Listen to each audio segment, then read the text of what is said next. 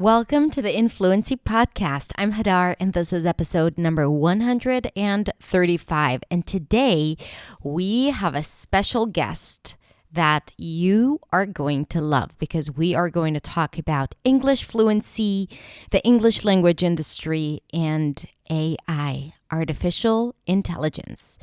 And it is going to be so interesting. So stay tuned.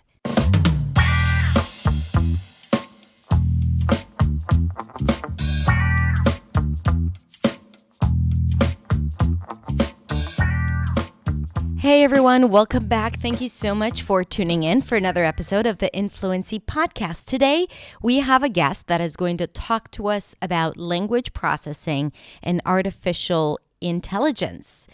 Sounds intimidating or fascinating? Probably both. So my guest today, Yazzy, is an English teacher as well as a linguist. She's probably a linguist first, but she's an English teacher at heart. And she loves and so passionate about the field of natural language processing and artificial intelligence and the difference between language processing in humans and in computers. So she will share with us what we can learn from computers when it comes to language processing. And I promise you, it's going to be so interesting. We also talked about my work with Google, helping Google create the pronunciation tool called Pronto, where you can see the phonetic transcription of a word, as well as practice your pronunciation, where you click on practice and then you say the word and then you get feedback. So she was asking me questions about that. I was asking her questions about her work. We also talked about the language learning industry, something that we love doing. Yazzy is also a member of English Teachers Academy, my membership for teachers, and this is a hot topic always. So if you're passionate about improving your communication skills, your pronunciation, and you love using technology for that, and especially if you're an English teacher and you want to know how technology can help you help your students, then this episode is for you. You can also watch the video version. I'm going to post a link to it in the show notes. And today you'll get the best parts out of those interviews as we brought them to you here. So let's go ahead and listen.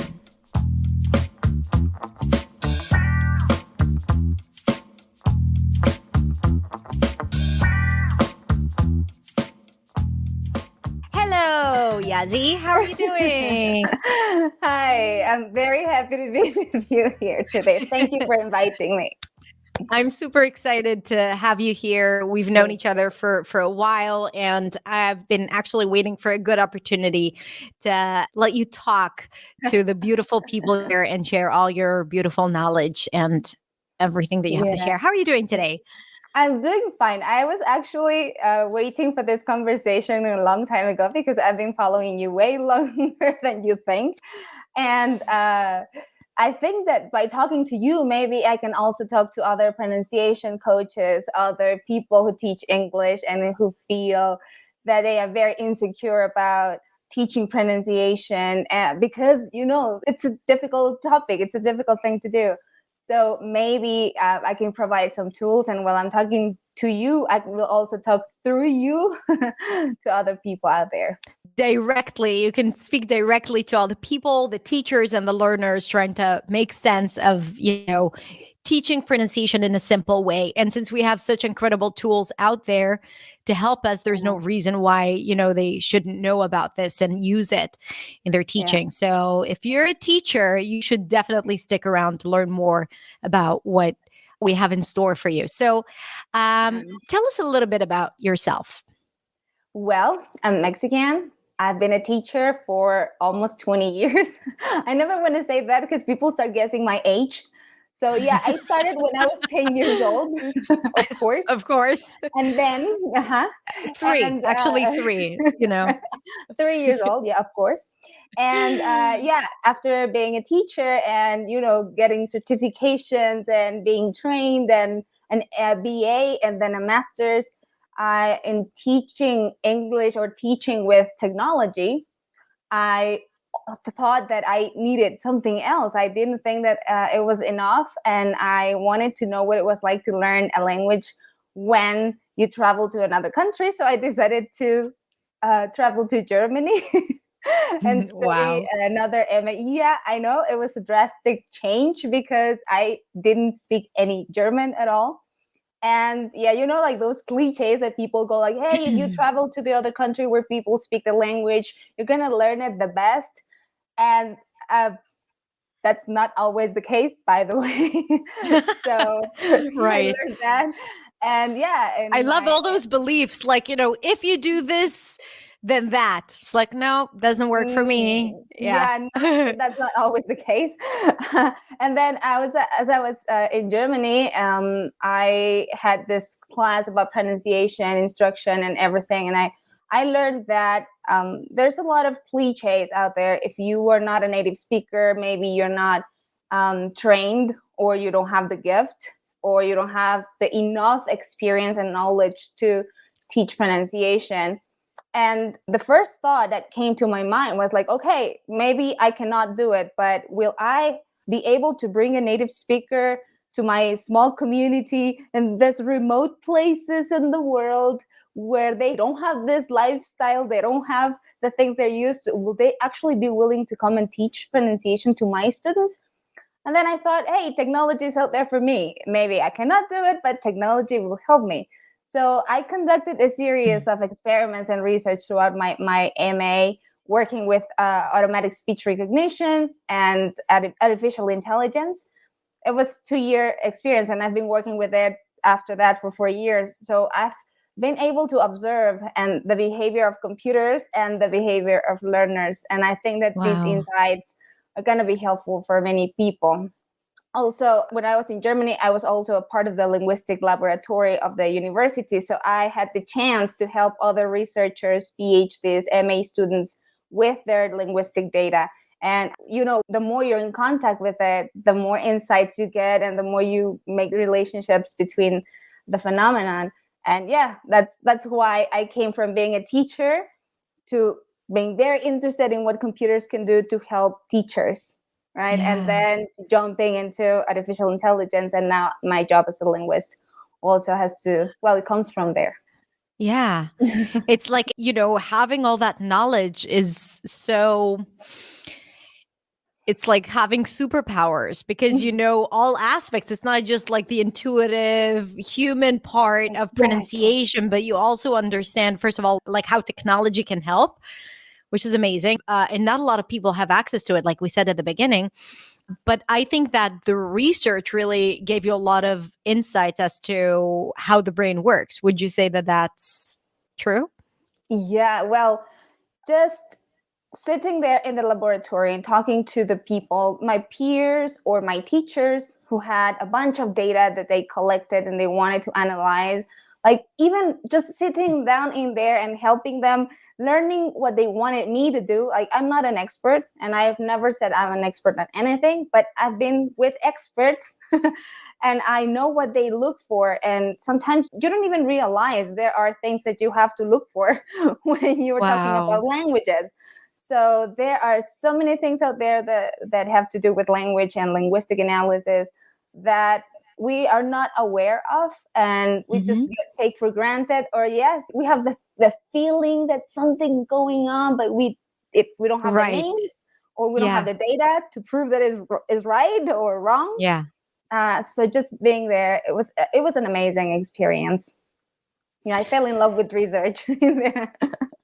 I can imagine. I can imagine, even though it requires a lot of attention to details, I Yeah. would say. Yeah. Like a, and, and have every to, time people are at the lab, I also had some wiping cleaning napkins in there, because yeah, people get really frustrated. And yeah, I was in there. I've been there as well, so I know amazing. I respect research because it's a hard process. It's a really, really Yeah, difficult thing to do. absolutely. And it seems like an incredible experience to live abroad and to kind of like immerse yourself in a different culture, working and communicating in English, just like on a personal level. I'm assuming that that was really worthwhile as well. Yeah. And well, before being to Germany, I had the opportunity to travel to the US also to get the teacher certification as well. But Mm-hmm. Europe is a different thing. People in Yeah. Europe speak so many languages, and Yeah. it's hard to find someone who speaks only one language. So when Yeah. you arrive in Europe and you go like, "Hey, I speak two languages. That's my superpower," people go like, Exactly. "Seriously?" Who cares? Yeah. I speak five, so. Yeah, and the ones you speak are so generic. Everyone can speak Mhm. them. So, like, what's a new thing you bring to the table? And yeah, it was very eye opening, and also it gave me a lot of confidence because before Nice. being to Europe, I thought that my English was not intelligible enough. Maybe I still had to work on that. But then when I was in Europe, I met people from all over the world, and just finding out that all of them understood what I wanted to say was enough. And I was Right. happy. I was like, I'm ready to go. I love Yeah. that. So let's begin by, the first question. What is artificial intelligence? Yeah. Well, there are many definitions out there, but I will try to give you like the simplest one that everyone likes and that everyone understands. Artificial intelligence is the process in which humans can make machines behave like humans. I mean, that's a very broad one, right? But if, for example, if you have a camera and you shoot a picture and you take a picture, the camera will do processes that humans don't do, right? I adjust my eyeball to focus or anything. I mean, it just does it. Right. My eye does it Luckily, intuitively. luckily we Exactly. don't have to do that every day. Exactly. We look, wait, let Yeah. me adjust Well, it. now Yeah. I have to wear my glasses, so maybe maybe cameras can do it better than I. But anyway, so when a camera can recognize shapes and Mhm. focus and do Mm. what we do naturally, that's when we call it artificial intelligence, right? I see. Yeah, and then artificial intelligence intends to give the machines the processes or provide all the steps so that Mm. machines can do things that humans do. For example, see, Mhm. speak, Mhm. hear, Mhm. and they are working on touch and smell. Wow. They cannot work, and still they have a lot of trouble working with taste because machines just don't care. but but yeah, there's so many Wow. aspects of the human nature that are trying to be Yeah. mimicked by artificial intelligence now. That's what makes it so amazing. It's like how do you have a machine do what you do? That the Yeah. thing is that the combination of all these processes is what makes it more interesting. So it's not the same to just have the camera like you're on Instagram, and Instagram can just recognize your features and know where your eyes are, and then apply a filter. But then do that, do that, and still answer or say your name, recognize your Mm. face, and then say hi Hadar. That's like, oh god, that's what it makes Wow. you feel that this is impressive. Like the camera is not only recognizing my features, but it's also saying my name, because that's something we do, right? Yeah. When I see you, I say, hey, hi Hadar. That's the thing. So a lot of people have like this fear, maybe unexplained fear around artificial intelligence, where okay, the robots are going to take over the world or our job, and can you speak to that a little bit? To that, why do people, I would say, resist? Like if you've seen that in your field, right? Yeah, a lot. Whether it's in language or artificial intelligence in general, and what you think about that. Yeah, well, yes, there are so many people out there who feel that first their privacy is not being respected by AI. Mm-hmm. They also fear that they are giving away so much information that AI can do something against them. Yeah. And also, yeah, there are people who feel that AI is going to get to a stage where it's going to be so intelligent that it's going to be way more efficient than human beings. And Replacing you. I mean, we already have that if we compare it to a few, like 50 years occupations. ago. Yeah, exactly. So there are international organizations right now working against that, So, for example, in Europe, there are very strict regulations on the use of private data. So companies cannot just go and use whatever they want. You have to give them access, but it's not only the user, because sometimes we users don't know what we're actually giving access of, Absolutely. right?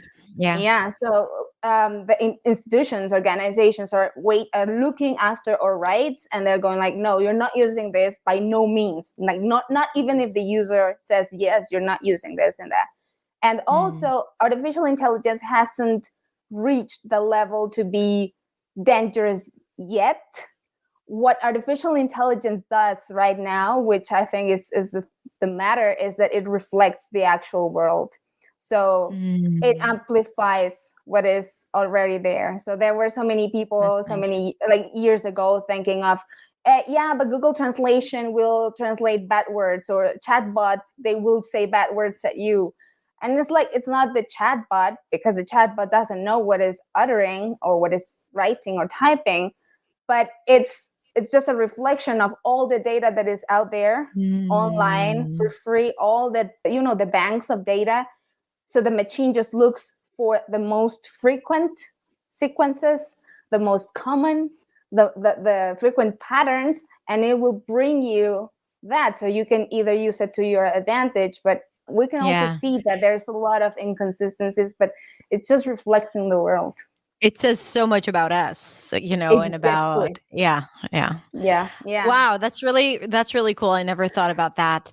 So talk to me about artificial intelligence and language processing and learning. So how does that work? I know that this is what you do, so I know you can't talk a lot about what you do, but a little bit about how it works. Like, how do you teach a computer to understand a language? Okay, so as I was telling you, we are trying to teach computers how to hear and how to speak. Okay, so you are a pronunciation coach, and I'm going to test you today. Yeah, so you have a little presentation also prepared for us for that. I do. Yes. But just like in a general view, yeah. So computers can extract sound, decode it, get the gist, codify, like, what is this person asking for, so they can get the keywords, right? And then they look for those keywords in banks of dictionaries that are built by linguists and computer engineers. And then computers grab the meaning from there, and then the engineers and the linguists told the computer, hey, when you grab this, reply this. So then the computer will look for the answer and try to generate an answer to give you. Like, it can be an action if you ask a virtual assistant to do something for you, or it can be a reply just in a conversational artificial intelligence. So there are different paths, like, of what language is used for, if it's for you to give directions to a virtual assistant or to have a conversation. So there are different branches in there. But what linguists do with computer engineers is to do that, like codify all the banks of data and annotate and go like, okay, this is a noun, this is a verb. The person is asking you for a thing. The person is asking you for information. So we find like which words from a language convey asking for something. Oh, okay, all these, this, and that. And then linguists give all this data to the computer scientists, and they code it in such a way that the computer can retrieve it whenever it's necessary, and just bring it to you and display or do whatever they want. This process is called natural language processing, and it has natural language understanding, which is the part of the computer that will learn to hear, and natural language generation, which is how the computers will the production. Speak. Exactly. Have we reached the level where a person can have a real conversation, full conversation with a computer?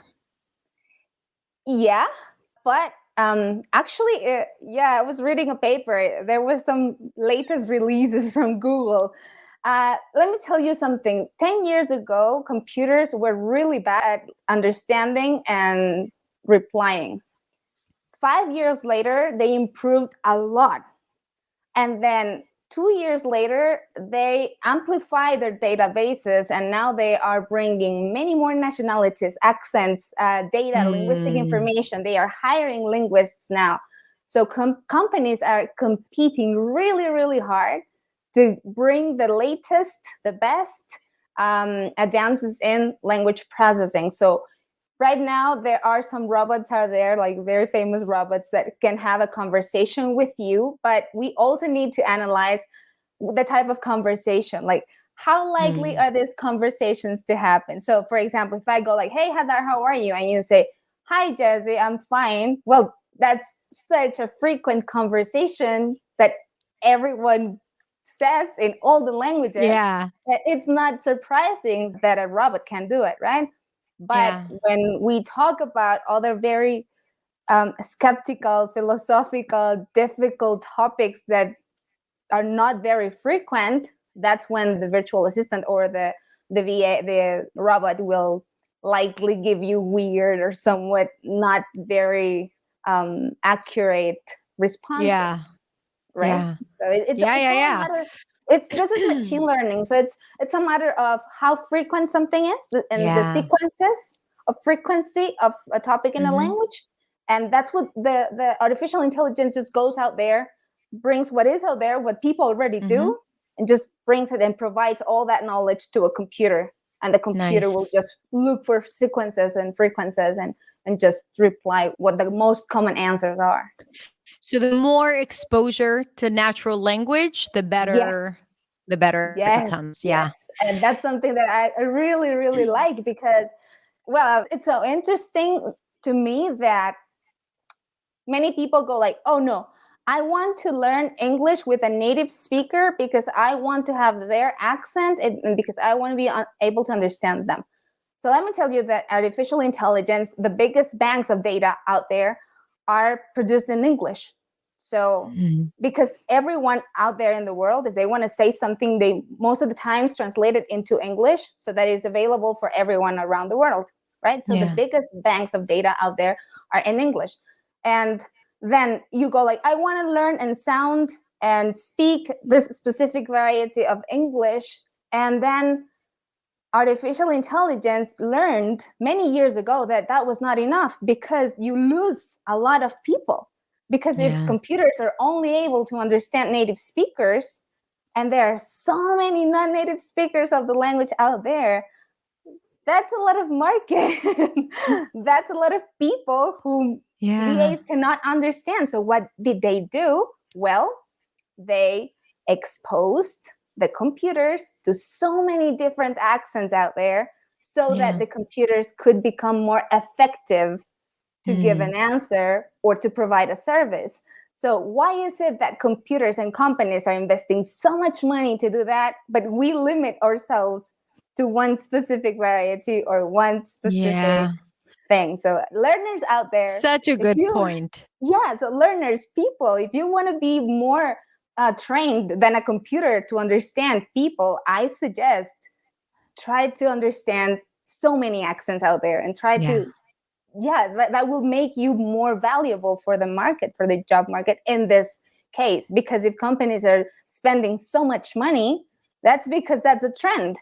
Because in the Yeah. future, we all will be one, right?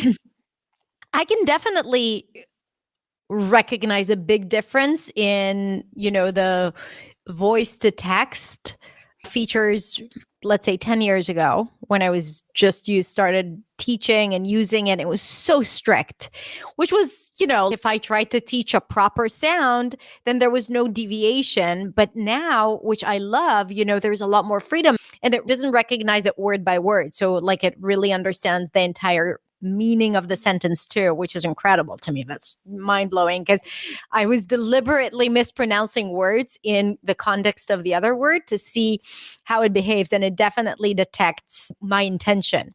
So I can definitely see that it's much more open to sounds and mistakes and definitely accents. So I think it's great. It's amazing. Yeah. Yeah. Okay. Now, let me go on. You know, as a teacher, that this is the way street. You need to train perception and you need to train production. Some people are very good at perceiving sounds, but they don't have the habit, so they don't produce the sound, right? Some other people can produce the sound, but they're not aware of the existence of the sound. So here is what natural language processing can help you a little bit. So there are tools online. There are so many tools out there. And this one is the one I want to talk about. Google's how do you pronounce? When I was working on my thesis and I was doing all this research, you hadn't issued the Google how do you pronounce tool by then. So you actually released it right after I defended my thesis. So it was like, too late, Hadar. So, yeah, why didn't you tell me to wait? Took a long time to start working with Google on this. So all the bureaucracy. Yeah. But how do you pronounce is a great tool. I think that your point there was to work on perception. That's why you have the lips. That's why you have the sound, right? You mean to teach the computer perception? Yes. Yeah, well, what I mean is that, what you did was to work with engineers so that they could code the pronunciation in such a way that the computer could reflect it. Yes. Right? So you also have worked with artificial intelligence. Oh, absolutely. Like big time, because I had to really explain to them how I think. So for those of you who don't know, I was consulting Google when they produced this feature, that how to pronounce, where you type in how to pronounce and then a word, then it shows you this phonetic transcription, but you can also record yourself and get feedback. It's not perfect. It doesn't always detect your voice properly. But generally, what I was doing there, I had two hats there. One was basically to explain how I think and how I work and what feedback I would give, right? So like all of that, I was literally teaching the computer how to listen. So I would listen to sounds and transcribe it, explaining what I'm hearing, right? So all of that process, I think they were learning, and of course, other things that I can't talk about. And then in addition to that, like how to present it to people in a way that is clear, right? Because that also needs to be intuitive and clear to understand what a person needs to focus on if there are several things, for example, and what feedback they get. Exactly. I remember that when Google released it, it didn't have the option for the person to record themselves. Right. It took it a while.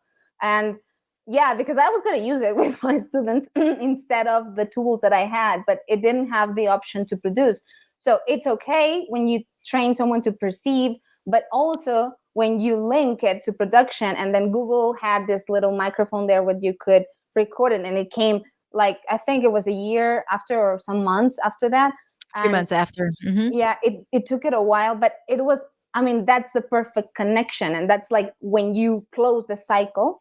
And that's the important thing. And another question that I had for you, since we are actually talking about how important it is for people to see what their voice is producing, is why didn't you? Well, I know that there are many opinions about the IPA out there, but I also couldn't use the tool because it used somewhat English orthography.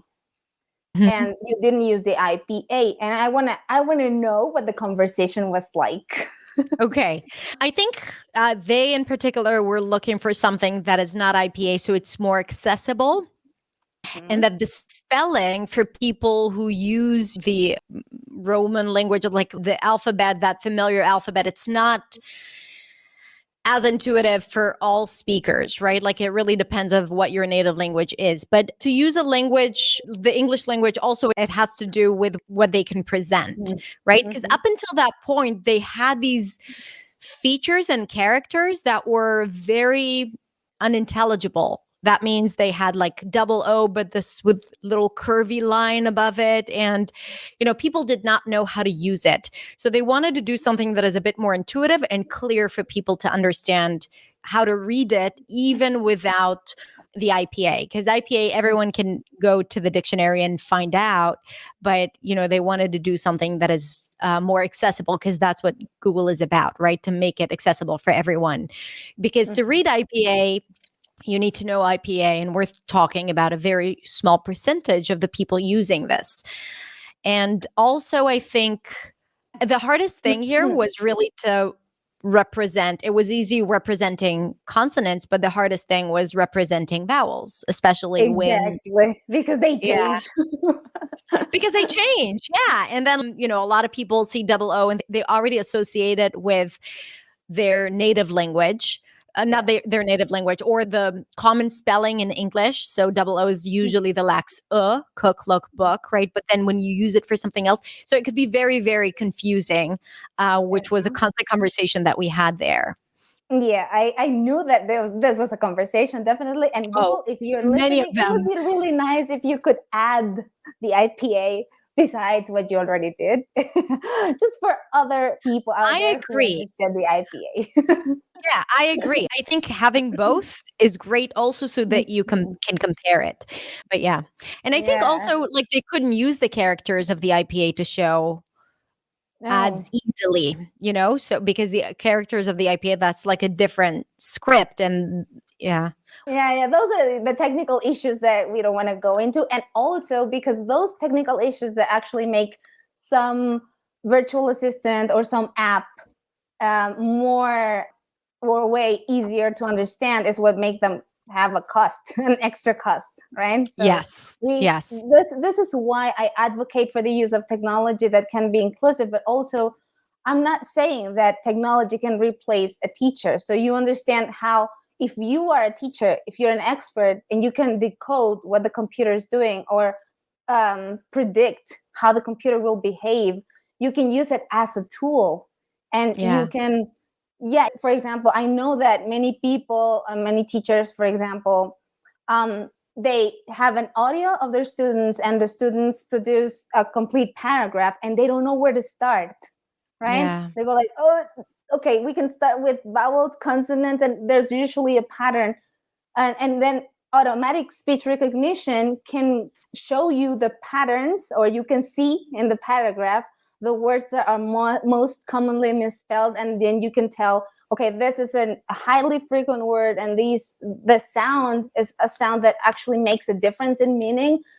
So you can, as a teacher or as a pronunciation coach, you can prioritize and you can actually see how you're going to work first and what you're going to tackle later, etc.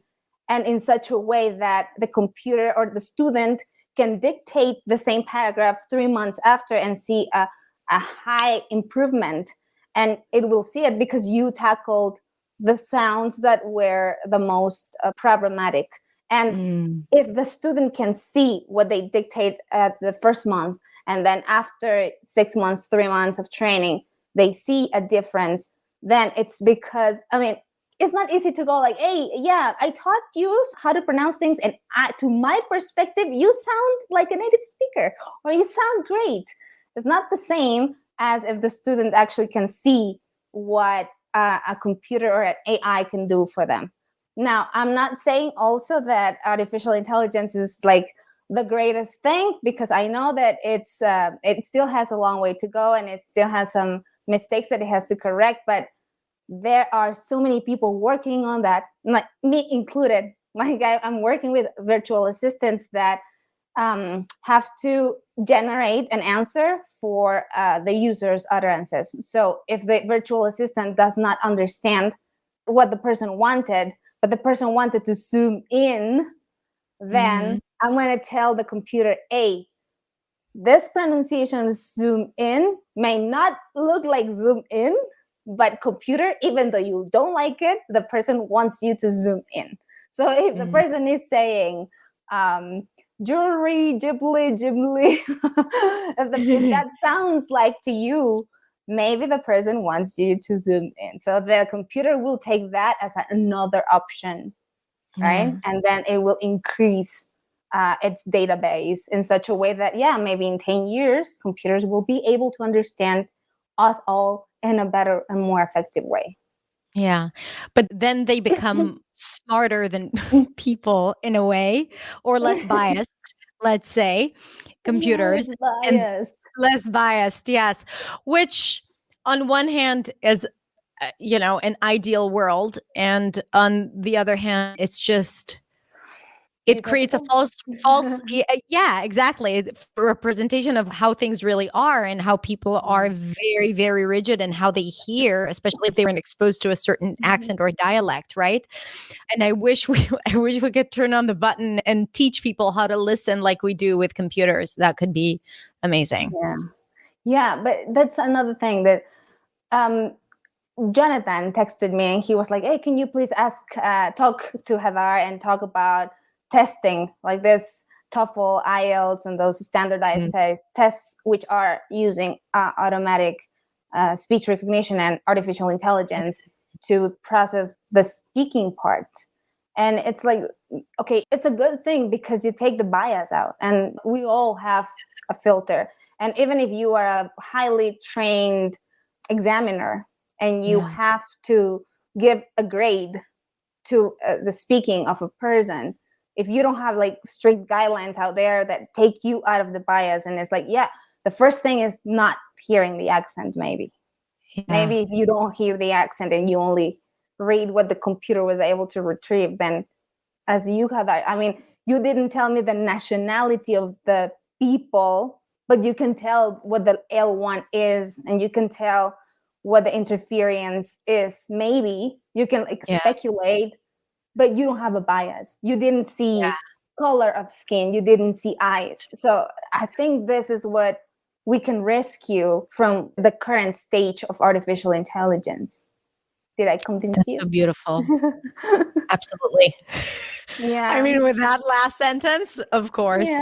Yeah, I know. And so I've been using Pratt for linguistic analysis and speech analysis. And I have also a free tutorial on my website on how to use Pratt. But teachers, for example, if you want to visualize what students are saying, and maybe you find it hard to perceive because we are all biased by our own perception skills.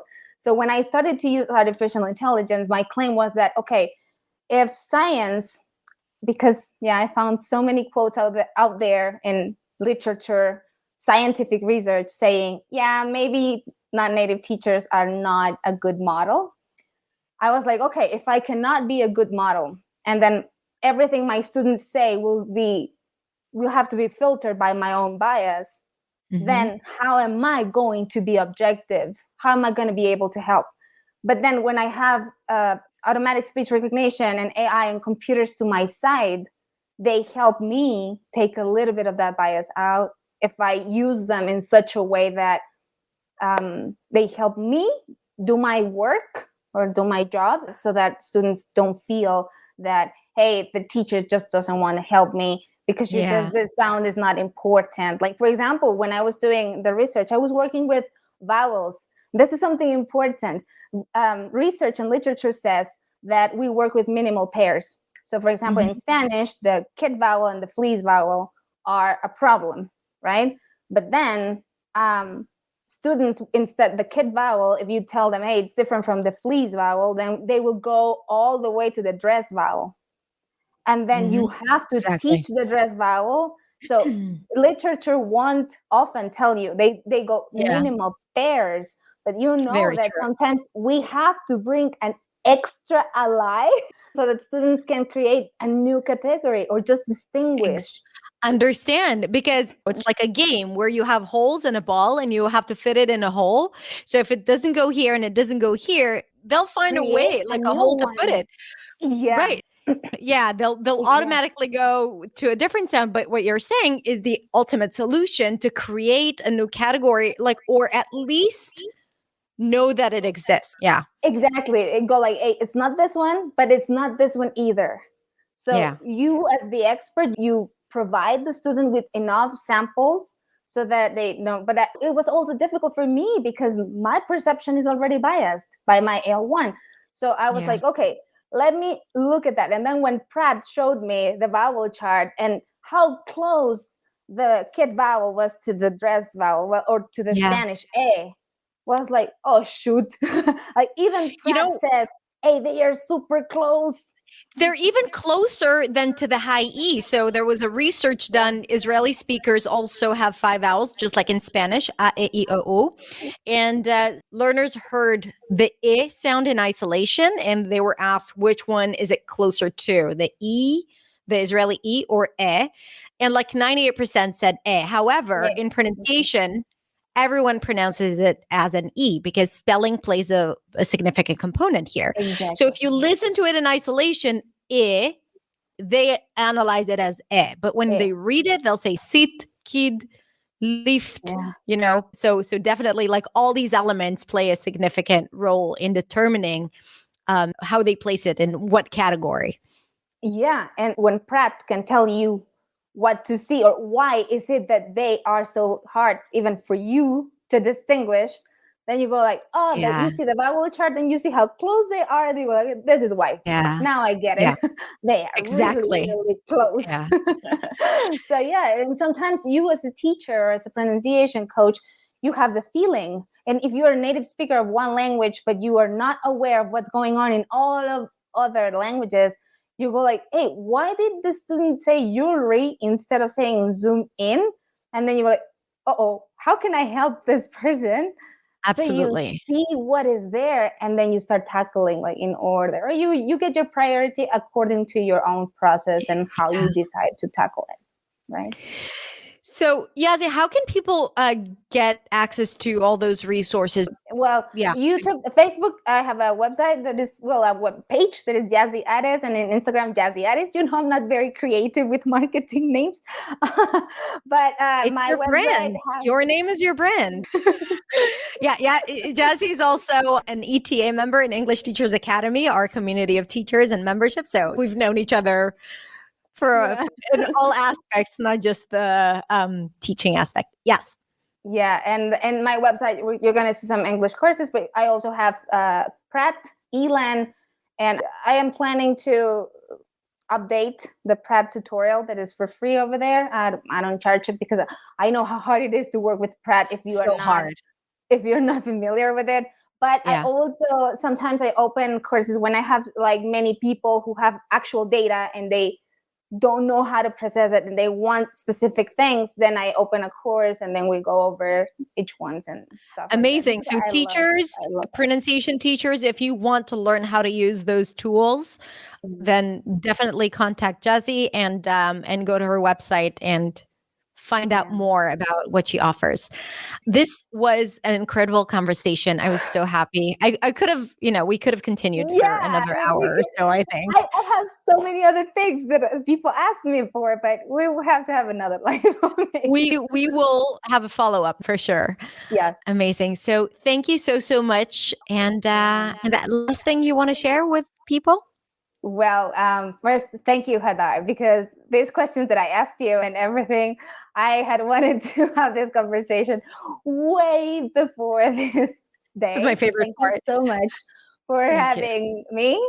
And yeah, people out there, just the thing that I get from the current state of AI is first be inclusive and try to learn and expose your ear to as many accents as possible because that's the trend.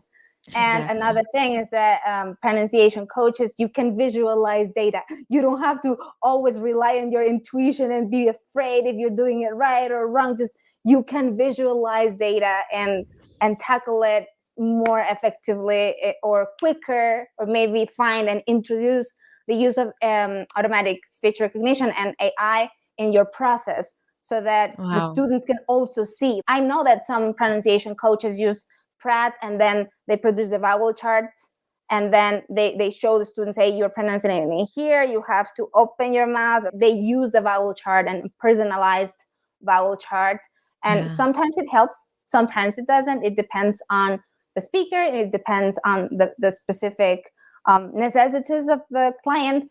But you guys are experts, so pronunciation coaches, you know what that person needs, and if you can get tools to visualize and help them see their process, you will sound more reliable, or maybe you will take the intuition and subjective part out and your bias out and try to be more objective of what you're teaching. Yeah. Right? What we And confidence is everything. We talk about it in language learning, definitely in teaching. When you have that something else to rely on, I think that really helps you build your confidence.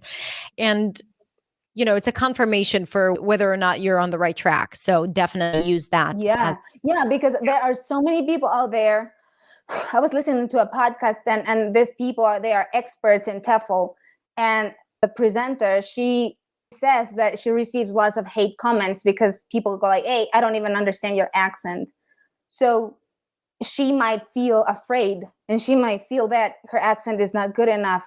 But when other hundreds of thousands of people understand them, because she's in a podcast, right? But if you're not in a podcast and you want to know if your speech could be understood and you don't want to feel afraid of judgment, just dictate to Google something. And then you will see, like, if the computer is able to understand you, then you shouldn't feel bad. And then it's not your problem. It's the problem is of the listener who hasn't exposed him or herself to enough accents, and they are not efficiently trained for the new trend coming, and maybe computers will take their jobs if they are not willing to hire other teachers or accept other accents. Yeah. Because what if like global companies stop training their employees in like pronunciation or accent training, or let's call it what they actually call it, accent reduction, right? Lose your accent. Okay, what should I speak with? An accent is an accent. And instead train people to listen better, right? Yeah, the enterprise says we only hire native teachers.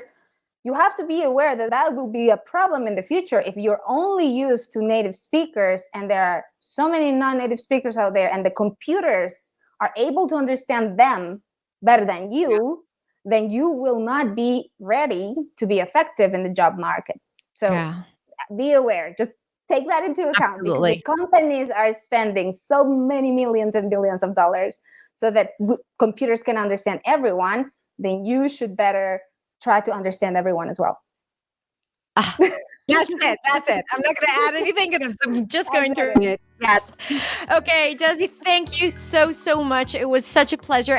Thank you for all your wisdom and insights. And I will see you soon. Thank you so much, everyone. Thank you so much. And I'll see you next week. Bye.